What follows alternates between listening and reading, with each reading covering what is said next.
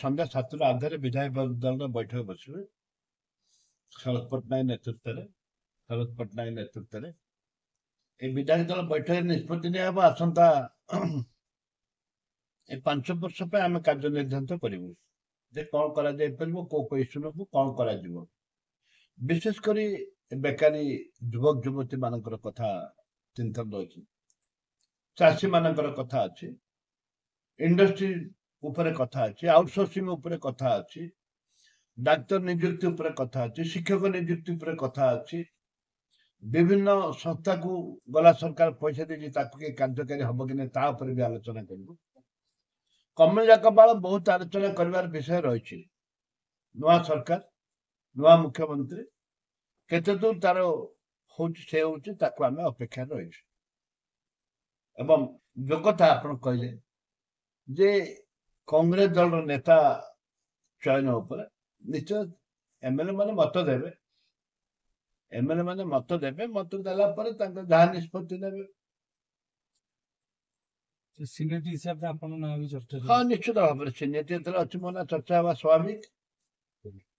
ଗୋଟେ କୁହାଯାଉଛି କି କୋରାପୁଟ ଏମପି ଟିକେ ବିଦ୍ରୋହ କରୁଛନ୍ତି। କୋରାପୁଟ ଏମପି ବିଦ୍ରୋହ କରୁଛନ୍ତି ନାହିଁ ମୁଁ ଜାଣିନି, କିନ୍ତୁ ମତେ ପଚାରୁଥିଲେ କୋରାପୁଟ ଏମପି ଯୋଉ ଦିଲ୍ଲୀ ଯାଇଥିଲୁ କିଛି ସିନିୟର ଲିଡର କହୁଥିଲେ ଆପଣ କୋରାପୁଟ ଏମପି ସହଯୋଗ କଲେନି। ମୁଁ ତ ସମ୍ପୂର୍ଣ୍ଣ ସହଯୋଗ କରିଛି। ତାଙ୍କ ମାଇଣ୍ଡରେ କଣ ଅଛି ମୁଁ ଜାଣିନି, କିନ୍ତୁ ମୁଁ ତ ତାଙ୍କୁ ନିର୍ବାଚନ ସମୟରେ ସେ ତ କହିପାରିବେନି ଯେ ଆମେ ତାଙ୍କୁ ବିରୋଧ କରିଛୁ। ସେ ନିଜେ କହିଛନ୍ତି ଯେ ମୋ ସହଯୋଗ କରିଛନ୍ତି ବୋଲି କହିଛନ୍ତି। ଯଦି ସେ ଅନ୍ୟ କାହାକୁ ଚାହୁଁଥିବେ ସେ ମୋ ସହିତ ଖୋଲାଖୋଲି ଆଲୋଚନା କରିଥିଲେ ଭଲ ହେଇଥାନ୍ତା।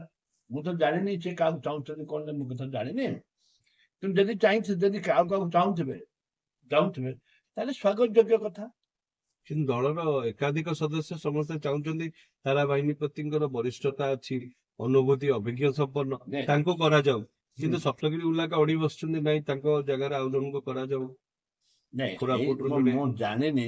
ଗୋଟେ କଥା ଅଛି ମୋ ସାଙ୍ଗରେ ଆମର ଯୋଉ ଅନ୍ୟାନ୍ୟ ବିଧାୟିକା ମାନେ ଅଛନ୍ତି ସେମାନେ ବ୍ୟକ୍ତିଗତ ଭାବରେ ମତେ ମିଶେଇ କହୁଛନ୍ତି ଆପଣ ହେଲେ ଠିକ ହବ, ଆପଣ ସିନିୟର ଅଛନ୍ତି ଏବଂ ଆପଣଙ୍କର ଅଭିଜ୍ଞ ଲୋକ, ଆପଣ ବିଧାନସଭାରେ କଣ୍ଟିନ୍ୟୁସ୍ ଆସିଛନ୍ତି ଏବଂ ବିଧାନସଭାକୁ ଏଜ ଏ ଚିଫ୍ ଚଲେଇଛନ୍ତି, ଆପଣ ହବା ଠିକ ହବ ବୋଲିକିରି କହୁଛନ୍ତି। କିନ୍ତୁ କଣ ତା ଉପରେ କଣ ହବ କଣ ନାହିଁ ମୁଁ ଜାଣିନି। 14ଟି ସଦସ୍ୟ କିଛି କମ କଥା ନୁହଁ। ହଁ, ନିଶ୍ଚିତ ଭାବରେ ପ୍ରମୁଖ ବିରୋଧୀ ଦଳର ବି ମାନ୍ୟତା କଂଗ୍ରେସ ପାଇବ। ବିରୋଧୀ ଦଳ ନିଶ୍ଚିତ ଭାବରେ ଆମେ 14 ସଦସ୍ୟ ଅଛୁ, ଆମ ସିଏଲପି ଆମର ପାଇବାର ଅଧିକାର ଅଛି। ସପ୍ତଗିରି ଉଲ୍ଲାକା କଣ ପାଇଁ ଏତେ ବିରୋଧ କରୁଛନ୍ତି? ନାଇଁ, ସପ୍ତଗିରି ବାବୁ କଣ ପାଇଁ ବିରୋଧ କରୁଛନ୍ତି ମୁଁ ତ ମତେ ଡାଇରେକ୍ଟ କିଛି କହିନାହାନ୍ତି। ସେ କୋର୍ଟ କହିଛନ୍ତି କଣ ନାହିଁ ମୁଁ ଜାଣିନି। ସେ ଡାଇରେକ୍ଟ ମତେ କହିଥିଲେ ଭଲ ହେଇଥାନ୍ତା ବୋଧେ। ମୁଁ ଭାବୁଛି ମୁଁ ଓହରି ଯାଇଥାନ୍ତି। ସେ ଯାଉଛନ୍ତି କରିଦିଅନ୍ତୁ, କିଛି ଅସୁବିଧା ନାହିଁ, ଚଲେଇବାର କାପାସିଟି ଅଛି।